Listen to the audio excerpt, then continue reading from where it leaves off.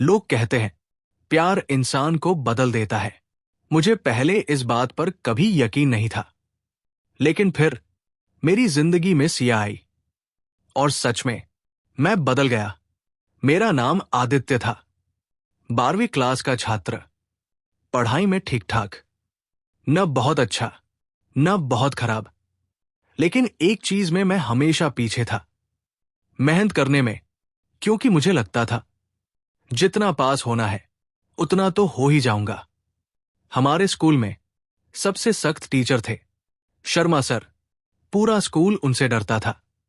उनकी क्लास में अगर किसी ने होमवर्क नहीं किया तो पूरी पीरियड खड़े रहना पड़ता था।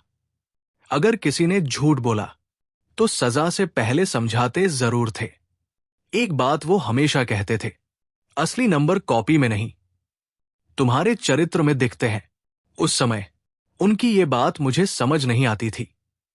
एक दिन नई स्टूडेंट हमारी क्लास में आई। उसका नाम था सिया। वो पढ़ाई में बहुत तेज थी, लेकिन कभी किसी को नीचा नहीं दिखाती थी। जिसे समझ नहीं आता उसे खुद बैठकर समझाती। धीरे धीरे हमारी दोस्ती हो गई। स्कूल की लाइब्रेरी, ग्रुप स्टडी, कैंटीन की चाय, हर जगह हम साथ दिखने लगे। पता ही नहीं चला दोस्ती कब प्यार में बदल गई। एक शाम मैंने हिम्मत करके कहा, सिया, शायद मुझे तुम पसंद हो।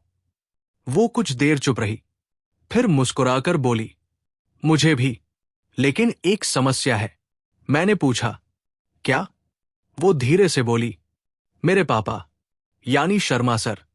मेरे पैरों तले जमीन खिसक गई। जिस टीचर से पूरा स्कूल डरता था वो उसके पापा थे। कुछ दिनों तक हमने ये बात किसी को नहीं बताई, लेकिन स्कूल में किसी राज को ज्यादा दिन छिपाया नहीं जा सकता। एक दिन शर्मा सर ने मुझे स्टाफ रूम में बुलाया। मैं डरते डरते अंदर गया।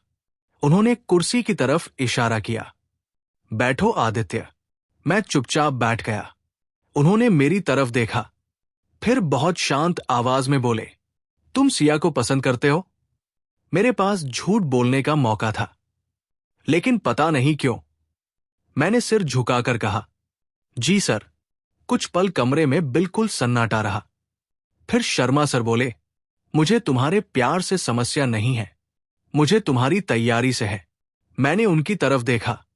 वो आगे बोले, जिस लड़के को अपनी जिम्मेदारियों का एहसास नहीं, वो मेरी बेटी का हाथ कैसे थामेगा?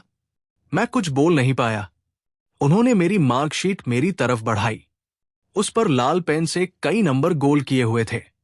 फिर बोले, अगर तुम सच में सिया से प्यार करते हो तो पहले खुद को इतना काबिल बनाओ कि मुझे अपनी बेटी का भविष्य तुम्हारे साथ सुरक्षित लगे।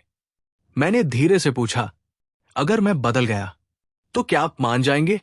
शर्मा सर ने पहली बार हल्की सी मुस्कान दी और बोले, मुझे वादे नहीं, मेहनत पर भरोसा है। उस दिन मैं स्टाफ रूम से बाहर तो निकल आया, लेकिन पहली बार मुझे अपनी कमजोरियां साफ दिखाई दे रही थी। उस शाम मैंने सिया को सिर्फ एक मैसेज भेजा, अब अगली मुलाकात मेरे बदले हुए रिजल्ट के बाद होगी।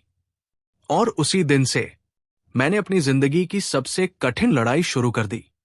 उस दिन के बाद मेरी जिंदगी बदल गई। पहले मैं सिर्फ एग्जाम पास होने के लिए पढ़ता था, अब मैं खुद को बेहतर बनाने के लिए पढ़ने लगा। सुबह सबसे पहले स्कूल पहुंचता, लाइब्रेरी में बैठता, जो सवाल समझ नहीं आते उन्हें बार बार हल करता। पहली बार मुझे मेहनत से प्यार होने लगा था। सिया दूर से सब देखती थी, लेकिन उसने भी अपना वादा निभाया। न कोई फोन, न कोई लंबी बातें, बस कभी कभी क्लास से निकलते हुए एक मुस्कान दे देती, और वही मुस्कान पूरे दिन की थकान मिटा देती। धीरे धीरे मेरे टेस्ट के नंबर बढ़ने लगे, लेकिन शर्मा सर अब भी पहले जैसे ही थे। न तारीफ, न कोई अलग व्यवहार।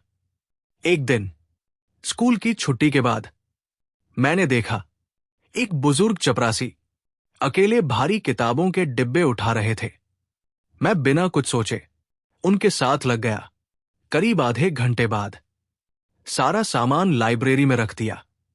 उन्होंने मुस्कुराकर कहा, बेटा, भगवान तुम्हें हमेशा खुश रखे।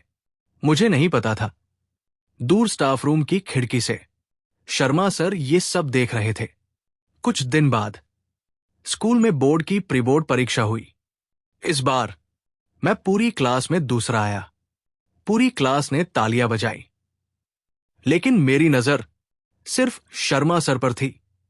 उन्होंने बस इतना कहा, अच्छा है, लेकिन मंजिल अभी बाकी है। मैं समझ गया, उन्हें सिर्फ नंबर नहीं चाहिए थे। एक दिन बारिश बहुत तेज हो रही थी। स्कूल की छुट्टी हो चुकी थी। गेट के बाहर एक छोटा बच्चा रो रहा था। उसकी मां अभी तक नहीं आई थी। मैं उसके साथ वहीं खड़ा रहा। करीब 40 मिनट बाद उसकी मां आई, बच्चे को गले लगाया, बार बार मुझे धन्यवाद कहने लगी। मैं मुस्कुराकर घर चला गया। अगले दिन शर्मा सर ने मुझे स्टाफ रूम में बुलाया। मैं अंदर गया। उन्होंने मेरी तरफ देखा, फिर धीरे से बोले, कल तुम घर देर से पहुंचे थे? मैंने कहा, जी सर, एक बच्चा अकेला था, इसलिए रुक गया। उन्होंने सिर हिलाया। कुछ पल चुप रहे, फिर अपनी दराज से मेरी पहली मार्कशीट निकाली और उसके पास नई मार्कशीट रख दी। दोनों में जमीन आसमान का फर्क था। उन्होंने कहा, नंबर बढ़ना अच्छी बात है, लेकिन मुझे सबसे ज्यादा खुशी इस बात की है कि तुम्हारा दिल भी बड़ा हुआ है। मेरी आंखें भर आई।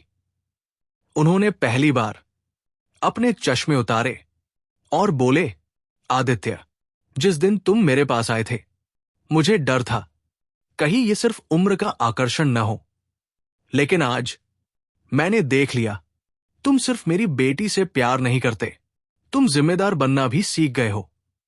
मैंने धीरे से पूछा, तो क्या अभी आपको कोई ऐतराज है? शर्मा सर मुस्कुराए और पहली बार मेरे कंधे पर हाथ रखा। आज से तुम सिर्फ मेरे छात्र नहीं, मेरे बेटे भी हो। मेरे लिए उस दिन से बड़ी कोई जीत नहीं थी। कुछ साल बाद मेरी पढ़ाई पूरी हुई, अच्छी नौकरी मिली और उसी स्कूल के प्रांगण में जहां कभी मैं डांट खाया करता था, मेरी और सिया की शादी हुई।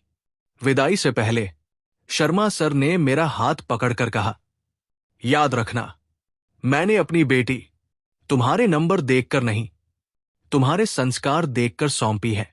मैंने उनके पैर छुए और मुस्कुराकर कहा, सर, ये आपकी ही पढ़ाई का रिजल्ट है। शर्मा सर की आंखें नम हो गई। आज भी जब मैं अपने बच्चों को पढ़ने बैठाता हूं, तो सबसे पहले उन्हें एक ही बात सिखाता हूं, अच्छे नंबर तुम्हें नौकरी दिला सकते हैं, लेकिन अच्छा चरित्र ही तुम्हें किसी का भरोसा और प्यार दिलाता है।